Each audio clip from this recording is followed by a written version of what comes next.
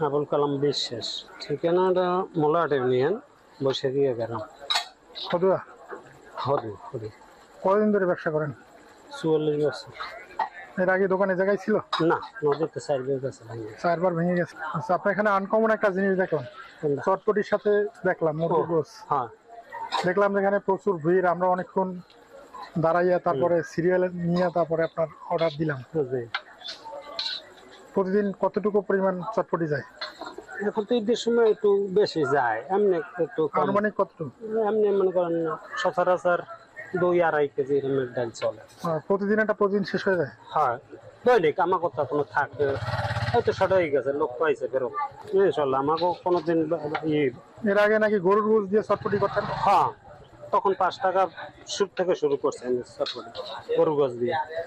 5 টাকা থেকে শুরু করছেন গরুর গোস দিয়ে? হ্যাঁ। এখন কত করে নেন? এখন বেশি 30-40 মুরগি দিয়ে আর কি। একটা বেশি 30, একটা একটু নর্মাল 30, আর একটু নর্মাল বলতে কিরকম নর্মাল? ওই একটু গোস্ত একটু বাড়তে দিয়ে একটু 40 করে, আর একটু কম দিয়ে দুটোকে দিয়ে 30। এখানে দেখলাম যে বেশ ভালোই সিরিয়াল। না, আপনার দোয়া ইনশাল্লাহ ভালো চলে। হ্যাঁ, কিন্তু ভালো চলারই দোকানে কথা, কারণ আপনার করতে পারি না ডেকোরেশন বলতে, ওই যে ভাঙ্গি ছুটে গেছে। হ্যাঁ, নদীর ভাঙ্গায় দেখাশোনা তো করার সময় রাইজে একটু আবার একটু সামনে আগানো লাগে। ওই জায়গায় ভাড়ায় থাকি, নিজের ঘর নাই। বুঝলেন? এর আগে নিজের ছিল? আগে নিজেদের ছিল প্রথম অবস্থায়। আপনার এটা কত বছর ধরে করেন? 44 বছর। 44 বছর। হ্যাঁ। তখন থেকেই চটপটি সেল করেন? হ্যাঁ, প্রথম শুরু থেকে সেল আগে আসছে, আরো ওই সময় তো লোকজনের জমজমাট বেশি ছিল, আর লঞ্চ টঞ্চ আনলে না ছিল।